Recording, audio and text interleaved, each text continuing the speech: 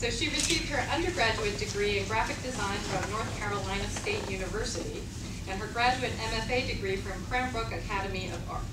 As many of you know, these are two institutions that have greatly influenced the practice of design and design education in the United States.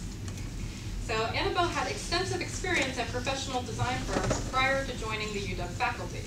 She was notably a senior designer at Frog Design, which at that time had an office in Los Angeles. As many of you know, Frog is an international design consultancy, now has an office here in Seattle, and it has been pretty influential since its founding in 1969. I think the California office was probably most famous for the Snow White design of the early Apple computers. And I don't know if any of you are old enough to remember the Apple II, the portable Apple IIc. Maybe Axel probably knows. Yes, as he says, that was important. I thought we might also have some Teague folks here tonight, since we've had some relationship with them. Annabelle was also a designer at the Teague office in New York in the mid-1990s, prior to relocating to Los Angeles. So since coming to UW, Annabelle has continued to sustain what I feel is an impressive professional design practice that has been recognized both nationally and internationally by design awards and publications. The clients for much of her work, for example, Chronicle Books and BMW Design Works, are firms that are well known in the design field for their excellence and support of good design. Other clients for her work include local art and architecture organizations, as well as social and educational organizations. So I think Annabelle's robust design practice is particularly impressive given her significant teaching and service responsibilities as a full-time faculty member. I feel fortunate to have worked with Annabelle since 2003, and I can honestly say that I feel I've learned much from you as both a designer and as an educator. So please join me in welcoming my colleague, Annabelle.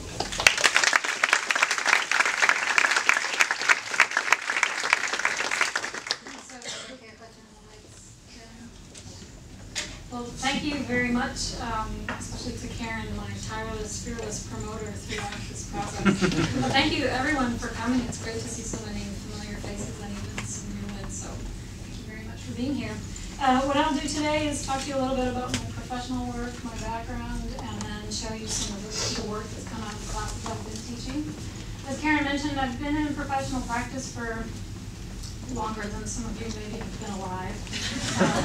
But you know, the background of the work that I've been has been very diverse in interaction design, print design, publication design, and web design. These are just some of the clients that I've had over the recent years that I've been in Seattle and Los Angeles.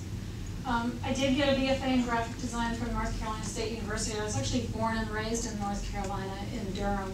So I was a Duke fan until I went to North Carolina State, and I loved brick and loved red. So North Carolina State University is similar to UW in that, you know, it's a large-scale research university. So I was really lucky to be able to study design in an environment that also valued other topics and other subject matter. So this is the College of Design. We loved our brick plantation-style buildings.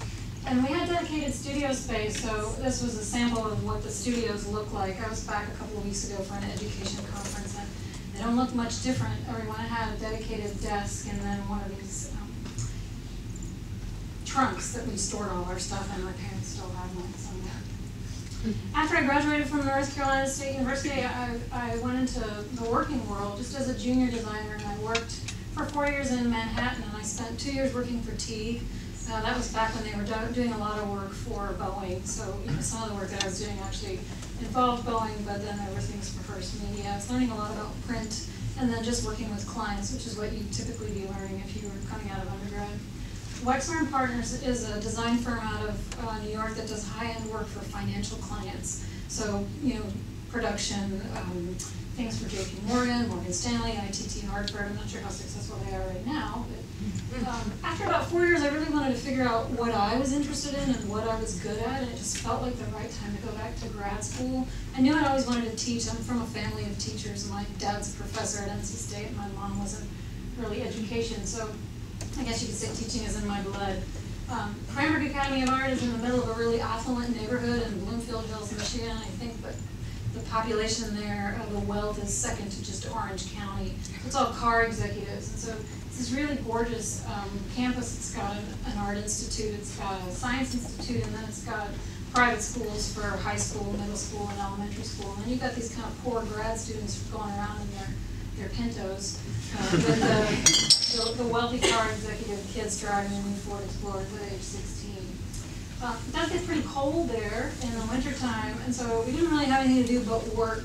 The interesting thing about Cranbrook, for those of you that aren't familiar with it, is there's no organized classes, there's no projects, there's no assignments, there's no grades, you just work. And so this is an example of what the studio looked like, that center area. So we all had dedicated studio space in this old converted garage. So we would battle it out with the chipmunks that could get in the wintertime to eat off of our snacks. So, you know, I think what most first years do, you sort of sit there like, I could do anything I want, what in the world am I going to do? And so I started to just experiment with image making. Part of this was that I'd always felt like I was a real planner, and that when I would create something, I sort of had to know what it was going to be before I finished it. And so by doing these photography, anybody who's coming in late, please come forward. I feel bad seeing you kind of hanging off to the side. You can sit on the floor or come over here. So this was back in the time when we were shooting with real film. This wasn't digital cameras. So, you know, I'd take these photographs. This was just experiments with a loop and with light, and I didn't really know what I was going to get until I developed a film. And I didn't really have a sense of what I was going to do with that work at the time, but it just was a way for me to explore new ways of making stuff. I was also starting to work in the web and put yourself way back in the late 90s when this was early part of the web. So this is 640 by 480, all images. There's absolutely nothing in this website that was live text, which would probably be a cardinal sin now. But this was all coded with text edit, Dreamweaver, and things like that didn't exist. So, you know, 640 by 480 is kind of a post-it note. So I really didn't have a clue what the web was about, and I think people at that time were still figuring it out too. So this was a website for the metalsmithing department. You can imagine this was pretty arduous to update, you know, changing everybody's names, etc. But this was kind of my first try at doing something for the web. Also was just experimenting. This was a project that I did on my own, and again, we didn't have, you know, assignments there. You're just kind of doing what you were interested in. And I had started to realize that I was more interested in scientific type subject matter, or subjects that were less theoretical and maybe a little more accessible and rational. So I started to try and create this periodic table. So you'd roll over and you'd get a little information on what it was. And here I thought, well, I'll use those photographs that I'd made somehow. So you'd get a little voiceover that gave you some little information on carbon, and then you could find a little information. This was about helium. You can imagine I probably only did about 10 or 12 of these, because after a while, what in the world are you going to photograph for the different elements? That was kind of my, you know, my experiments with interactivity and just trying to figure out what I was really interested in.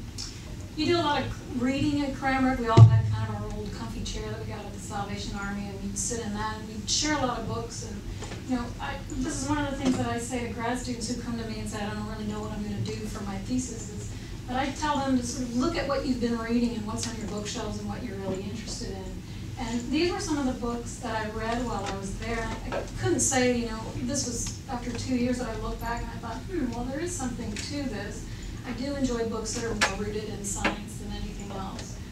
Two of the books in particular that stood out was The Man Who Tasted Shapes and The Natural History of the Senses. And I recommend that book to all the grad students that walk through my door. But basically, I read something in those two that was about synesthesia. I'm not sure how many of you are familiar with synesthesia. I know that there's one junior that actually has it, but it's this neurological condition, for those of you that don't know. It's a neurological condition in which one sense triggers another's. It's like colored hearing or tasting shapes. And what I really loved about reading about synesthetes was that they had these really beautiful quotes that seemed so poetic. You know, orange is my default color for pain. And these phrases that I could never make up, but that really came from science. And so I really enjoyed kind of reading about synesthesia, and I ended up doing my thesis installation on synesthesia. I really wish I'd had a laser level at the time, because as you can see, it trails off. I was slightly crushed to sort of notice that, Anyway, so this installation, it went into the Cranbrook Academy of Art. That was where we had our show.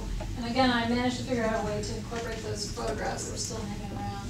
But a detail, I had spent some time in the metalsmithing department. They had a puncher that you could punch individual letters, and so I ended up punching, you know, explanations about what synesthesia was into some of these metal pieces. And then I created a book at the same time because I was still very interested in typography and books.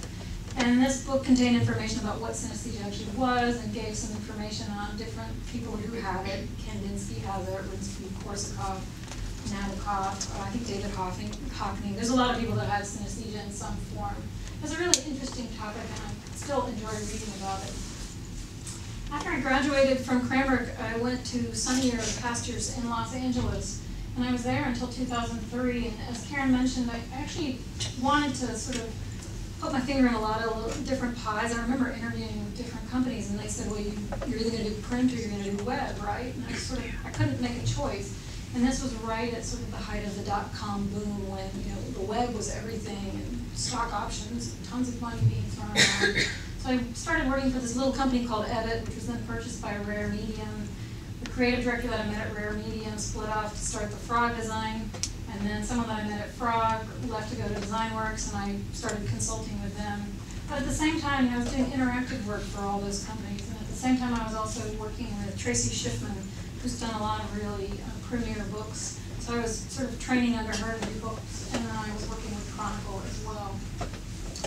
2003, I think early 2003, I got this email from a friend who said, hey, you might want to check this out. There's an opening at the UW. And I contacted my mentor at NC State, Meredith Davis, who's been in education a long time, and she said, there's good people there, it's a good program, and you should check it out. My husband, who has spent time in Seattle, was like, even if you don't get the job, let's move to Seattle, it'd be great. And I'd seen Sleepless in Seattle, but I'd never been here, so I just thought, really? So I came and I interviewed, and it was true. It's a great group of people here, and great students and great work. So I took the job, and we moved north.